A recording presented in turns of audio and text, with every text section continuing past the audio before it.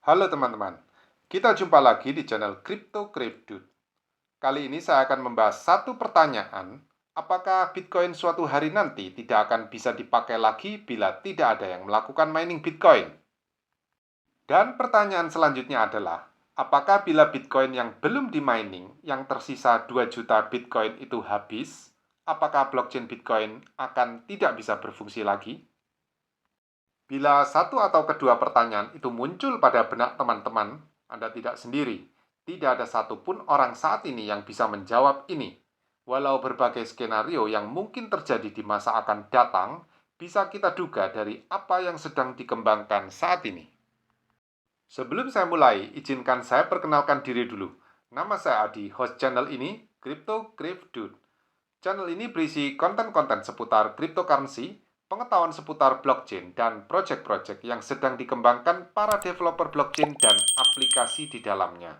Bila waktu Anda sedikit untuk mengikuti seluruh isi konten, gunakanlah fitur show transkrip pada bagian akhir deskripsi agar Anda bisa langsung menonton isi konten yang Anda ingin ketahui saja. Baiklah, mari kita mulai. Bitcoin bukan hanya berarti sebuah aset digital kripto yang diperjualbelikan, disimpan, dan lain-lain. Lebih dari itu, Bitcoin adalah sebuah network, yaitu sekumpulan komputer-komputer yang saling membagikan informasi yang sama. Ini yang disebut dengan blockchain. Bitcoin juga disebut sebagai protokol karena di dalamnya mengandung sejumlah syarat dan aturan main bagaimana sebuah informasi bisa secara sah disimpan dan saling dibagikan antar komputer. Bitcoin juga adalah sebuah piranti lunak atau software yang sudah paham bagaimana aturan protokol tadi dan menggerakkan piranti kerasnya atau hardware untuk bisa bekerja sama membagikan informasi yang sama satu sama lainnya. Mengapa informasi-informasi ini harus saling dibagikan? Ini adalah demi menjaga keamanan, keaslian, dan keutuhan data. Bitcoin tidak akan pernah bisa dimatikan gara-gara sekumpulan komputer dipadamkan atau listriknya dimatikan. Karena begitu ada satu saja komputer di dunia yang masih terhubung internet, dia akan dalam waktu beberapa menit saja bisa berkomunikasi dengan komputer lain di seluruh dunia untuk membagikan informasi dalam blockchain Bitcoin ini. Tiap komputer yang saya maksudkan tadi disebut dengan node. Node ini mewakili sebuah identitas digital di dalam blockchain, bukan nama penggunanya, tetapi hanyalah IP address dan sebuah alamat wallet kripto. Node secara umum adalah sebuah titik dalam sebuah jaringan di mana titik-titik ini saling berkomunikasi. Titik-titik ini mengirimkan data, memproses, dan menyimpan informasi. Supaya bisa menjadi node ini tentunya harus ada hardware, yaitu microchips, prosesor, dan lain-lain, dan software, yaitu baris-baris kode perintah yang disimpan dan dilaksanakan oleh hardware. Mirip pekerjaan telepon seluler Anda, yang di dalamnya ada berbagai macam aplikasi software. Namun, di jaringan Bitcoin, kerja hardware dan software ini sebenarnya jauh lebih sederhana karena fokus pada satu fungsi saja, yaitu fungsi terkait sebuah transaksi koin. Tentunya koin yang di sini dimaksud adalah Bitcoin atau BTC. Jaringan Bitcoin ini disebut dengan blockchain. Hal yang saling dicocokkan, disebarluaskan, diproses, disimpan di sini adalah transaksi Bitcoin tersebut. Sebuah transaksi Bitcoin akan dikelompokkan, disimpan dalam blok-blok. Satu blok ini bila dihitung waktunya adalah sekitar 10 menit dan berisi antara 0,6 sampai 1,6 megabyte data. Dan rata-rata selama ini berarti satu detik hanya menampung 2 sampai 6 transaksi saja. Ini adalah sesuatu yang sangat lambat dan kecil. Maklumlah, Bitcoin adalah versi paling awal sebuah blockchain dan cryptocurrency yang dibuat di tahun 2008. Saat ini, dalam blockchain Bitcoin ada 768.621 blok dan sehari ada antara 150.000 sampai 430.000 transaksi dijalankan. Dan tidak selalu setiap blok penuh terisi data hingga maksimum. Selalu ada saja transaksi-transaksi yang agak lama difinalisasi sehingga mengakibatkan blok tidak terisi penuh data. Semua data yang saya ceritakan di atas tadi itu saling dibagikan antar node secara otomatis setiap menitnya. Ini berguna agar keterbukaan data tersebut adalah kunci keamanan data. Kita tidak akan bisa mengumumkan bahwa wallet kripto kita berisi 1000 Bitcoin padahal kita tidak punya Bitcoin sama sekali, misalkan.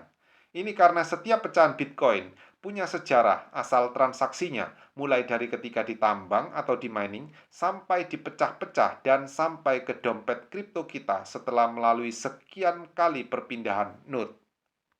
Setiap kali ada penerimaan atau pengiriman Bitcoin ke dompet kripto kita, ini akan tercatat dan akan disebarluaskan dalam jaringan Bitcoin ini. Jaringan Bitcoin ini adalah suatu jaringan yang peer-to-peer tanpa pihak perantara antara pengirim dan penerima langsung memindahkan Bitcoin-nya. Karena itu supaya transaksi dimungkinkan, harus ada suatu aturan main yang disebut konsensus yang berfungsi sebagai penengah. Di dalam jaringan ini, semua node di dalamnya berbagi data ledger, yaitu data transaksi. Dan transaksi-transaksi ini disusun dalam blok-blok data seperti rantai blok yang panjang sekali. Itulah kenapa disebut blockchain.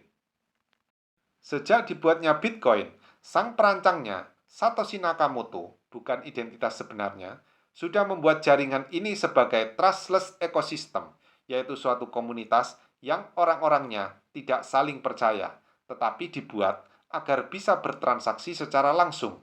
Jadi tentunya ada hal terpenting supaya ini bisa dilakukan, yaitu dengan melakukan verifikasi dan validasi terhadap keaslian Bitcoin yang digunakan dan besaran Bitcoin yang akan ditransaksikan. Agar bisa melakukan fungsi tersebut, maka ada node yang punya fungsi tersebut. Mereka harus punya catatan sejarah transaksi Bitcoin mulai tahun 2009 awal dimulainya transaksi pertama dalam blok pembentukan atau Genesis block sampai saat ini.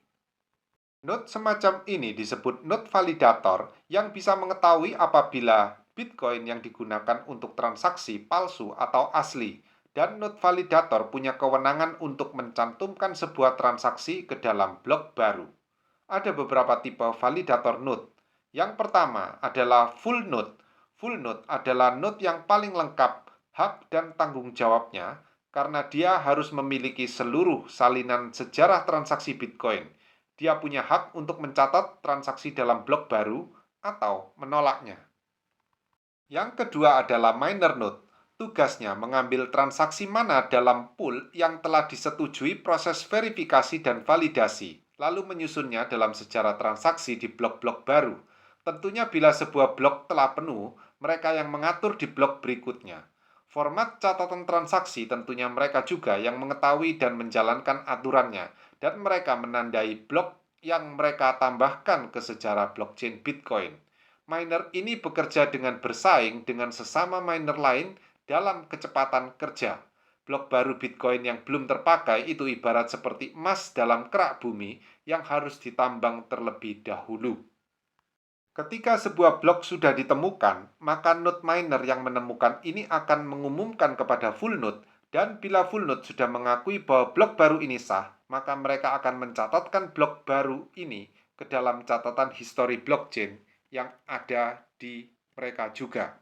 Ketika sebagian besar miner dan full node telah mengetahui sebuah blok baru ditemukan dan mereka mencatatkan ini ke dalam catatan masing-masing, maka transaksi-transaksi yang akan dimasukkan dalam blok baru ini langsung dijalankan. Ketika sebuah blok sudah selesai, maka miner node berlomba-lomba lagi sesama mereka untuk lebih dulu menemukan blok baru. Sebagai miner ini, mereka harus berinvestasi dengan alat yang dapat menemukan blok baru.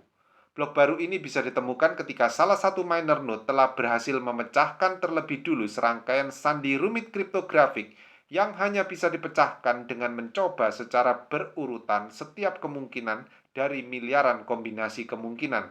Untuk itu mereka harus punya alat pemecah sandi kriptografik yang disebut ASIC miner atau Antminer. Alat semacam ini hanya digunakan untuk mining satu macam koin saja. Bila ASIC miner Bitcoin tentunya hanya untuk Bitcoin saja.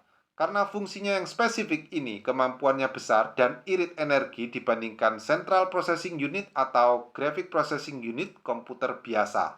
Namun tingkat kesulitan mining sejak awal memang didesain akan selalu bertambah sulit setiap tahunnya dan hasil hadiah Bitcoin yang diterima miner akan dipotong setengah setiap 210.000 blok. Tingkat kesulitan menemukan blok baru ini tiap hari berubah-ubah bergantung banyaknya volume transaksi yang dilakukan di seluruh nodes dan juga persaingan antar miner. Miner bermodal besar yang punya alat ASIC terbaru tentu saja punya peluang lebih besar untuk lebih dulu menemukan blok-blok baru. Dan saat ini hadiah mining blok baru adalah 6,25 Bitcoin. Halving terakhir adalah Juni 2020 lalu dan diperkirakan halving berikutnya adalah pertengahan 2024 dan saat itu hadiah per blok akan dipangkas setengah menjadi 3,125 Bitcoin. Halving ini sengaja dibuat agar Bitcoin baru yang diedarkan makin lama makin sedikit sehingga tidak cepat habis. Walau saat ini hanya tersisa 2 juta dari total 21 juta Bitcoin maksimum supply, tidak bisa diperbanyak lagi, tetapi ini tidak akan habis dalam berpuluh-puluh tahun lagi. Satu dari dua kemungkinan berikut pasti terjadi lebih dulu terhadap sisa Bitcoin yang belum di-mining. Pertama, Bitcoin akan begitu sulit di-mining sehingga listriknya akan tidak efisien dibanding hadiahnya, atau Bitcoin mining begitu gampang karena kuantum komputer di masa depan sehingga justru lebih cepat habis. Berbeda dengan miner, full node hanya memerlukan perangkat yang lebih sederhana, bahkan hanya Raspberry Pi saja. Namun full node tidak dapat menemukan blok baru dan tidak mungkin mendapatkan hadiah dari situ. Full node bisa mendapatkan hadiah dari transaksi-transaksi yang mereka selesaikan dan dari routing data transaksi. Sebentar lagi akan saya bahas lebih detail. Ketiga adalah light node. Jenis node ini hanya bisa menyaksikan rangkaian blok valid pada blockchain, sehingga dari situ bisa memberi tugas kepada full node dan minor node untuk memerintahkan transaksi. Ketika kita mempunyai wallet Bitcoin, maka wallet kita itu sebenarnya adalah light node itu. Light node tidak punya bank data secara transaksi masa lalu. Ini saya akan bahas hal terbaru yang telah berkembang saat ini dalam blockchain Bitcoin. Saat ini ada pengembang bernama Lightning Lab yang mempunyai Lightning Network. Mereka mengkoordinasi sekumpulan full nodes untuk bekerja sama menyelesaikan permintaan transaksi pada Bitcoin agar lebih cepat dan lebih murah biayanya. Cara kerjanya adalah mereka menyediakan piranti komputer relatif sederhana atau Raspberry Pi dan sejumlah Bitcoin untuk dimasukkan dalam wallet Lightning Network. Ketika setiap menit terjadi transaksi, maka wallet-wallet ini akan menjadi kurir pengiriman Bitcoin.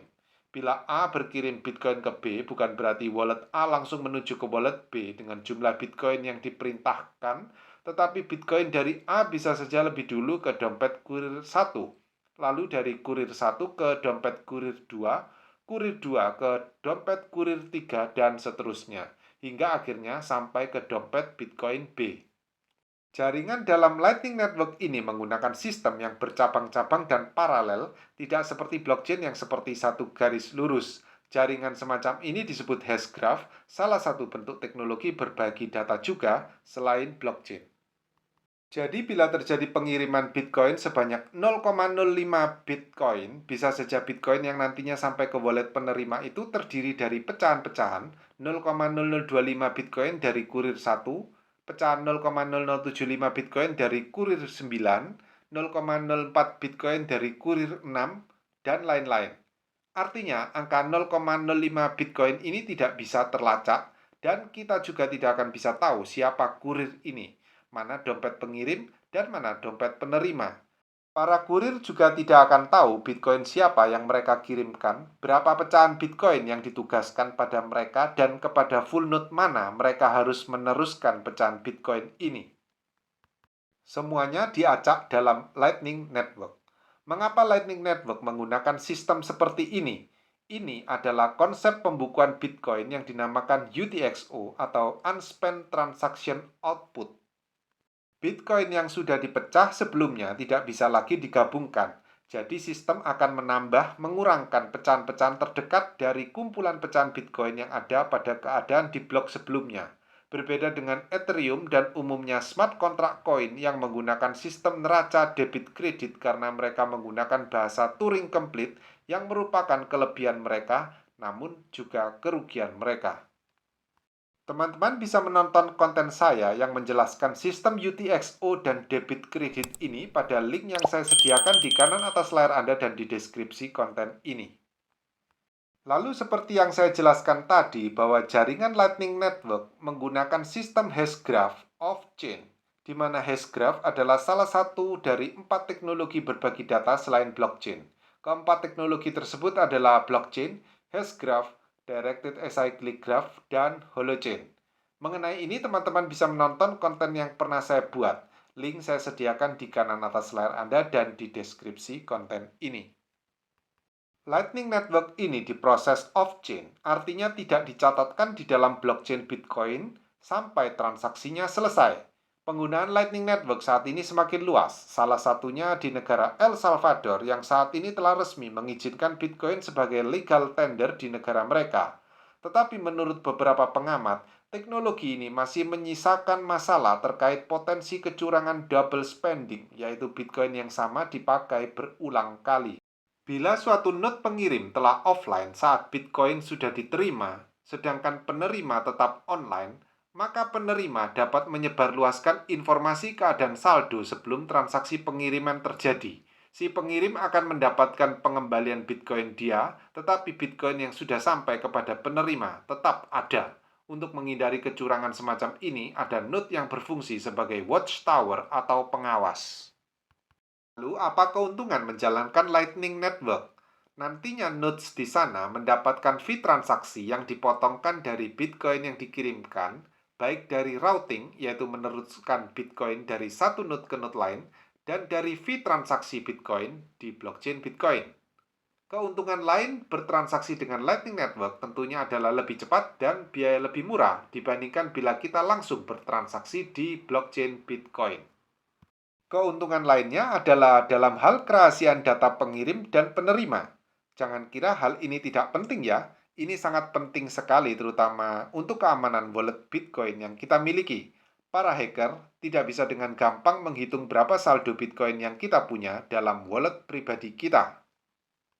Ini berbeda dengan bila kita bertransaksi koin smart contract semacam Ethereum.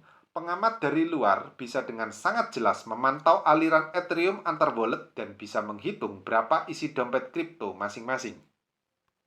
Sekarang ini NFT smart contract juga bisa dimasukkan dalam blockchain Bitcoin melalui jembatan antar blockchain yang dibuat oleh Ren BTC dan Stacks Blockchain. Mereka ini adalah yang menjembatani blockchain Bitcoin dengan blockchain-blockchain lain yang lebih baru yang menunjang fungsi tersebut.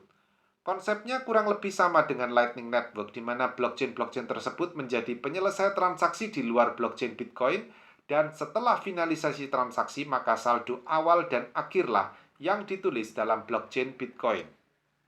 Namun dengan segala hal yang telah kita bahas tadi, pertanyaan tetap muncul. Peran miner belum bisa tergantikan di blockchain Bitcoin ini karena setiap catatan transaksi pada akhirnya harus didokumentasikan dalam sebuah blok baru yang juga membutuhkan aktivitas mining.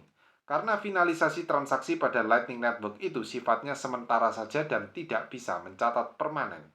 Untuk saat ini memang belum ada konsensus perubahan yang dibuat oleh para komunitas Bitcoin terkait apakah suatu hari mining akan digantikan dengan sistem yang lain. Mungkin ada teman-teman yang masih bingung, blockchain lama seperti Bitcoin, Litecoin, Doge, Monero, kan para founder dan institusi sponsornya sudah tidak lagi memegang kekuasaan tertinggi mengambil keputusan. Lalu, bagaimana koin-koin yang masih bergantung pada peralatan cryptographic mining ini bisa diubah sistemnya? Siapa yang memiliki kekuasaan untuk mengambil keputusan ini? Perlu teman-teman ketahui bahwa koin-koin lama dulunya menggunakan sistem semacam ini termasuk Ethereum yang baru-baru ini saja telah berubah dari sistem mining dalam mekanisme konsensusnya menjadi sistem staking. Bahasa teknisnya proof of work untuk yang memerlukan mining menjadi proof of stake untuk yang staking. Pengambilan keputusan diambil lewat voting komunitas, suara terbanyak. Di dalam Bitcoin, para miner yang punya kuasa mengambil keputusan. 90% total hash atau kekuatan komputasi kriptografik harus mengambil sikap setuju dengan cara menginstalasi software baru yang dikembangkan sebuah konsil Bitcoin yang didanai para penyumbang. Sebelum di-launching, ditetapkan pada blok Bitcoin berapa sistem atau aturan baru akan diterapkan, dan pada blok berapa mulai diperlakukan perhitungan voting. Pernah 2 kali Bitcoin mengalami perubahan sistem atau aturan, yaitu di tahun 2017 dengan penerapan Segregated Witness Protocol dan 2020 dengan penerapan Taproot Protocol. Menurut saya, kisah sukses Ethereum yang berhasil mengubah blockchain mereka dari proof of work ke proof of stake bisa saja diikuti Bitcoin di beberapa tahun mendatang. Ini terutama bila makin banyak desakan dari para pembuat aturan yang makin memojokkan peran miner dengan alasan yang terlalu dibesarkan soal konsumsi listrik. Mungkin mereka tidak berhitung berapa pemborosan listrik kita tiap detik di mesin-mesin ATM seluruh dunia, atau energi yang dibuang untuk tiap kilogram daging sapi yang kita makan di meja makan, atau energi yang terbuang seluruh dunia untuk membuat senjata-senjata perang, dan lain-lain. Intinya apa yang dikatakan bagus buat pemerintah, kita harus bilang bagus juga, bukankah begitu? Kapan kira-kira Bitcoin yang terakhir habis ditambang ya? Menurut kalkulasi teknikal, itu tidak akan mungkin kurang dari tahun 2140, alias tidak mungkin habis. Saat itu banyak hal bisa terjadi. Komputer kuantum bila sudah dibuat massal, maka sistem sandi kriptografik Bitcoin tidak akan mungkin lagi menjamin keamanan data, karena bisa dengan gampang dijebol oleh komputer-komputer generasi kuantum yang kecepatannya jutaan lipat komputer kita saat ini pastinya. Tentu saya yakin para jagoan komputer science dalam dunia kripto yang pastinya terdepan soal kriptografik dan kekuatan komputasi akan sudah mengganti, meningkatkan, atau menambah keamanan sistem dengan cara yang berbeda yang belum bisa kita bayangkan saat ini. Ingatlah, internet saja baru kita pelajari di tahun 1995, dan itu berarti sampai titik sekarang ini kita baru mengenal internet selama 28 tahun. 120 tahun lagi kita tidak akan bisa membayangkan wujud internet dan komputer saat itu. Baiklah teman-teman, demikian akhir konten kali ini. Terima kasih sudah menyimak hingga usai. Berikan like, subscribe channel ini, dan nyalakan notifikasinya ya. Sampai jumpa lain waktu pada pengetahuan-pengetahuan yang akan datang.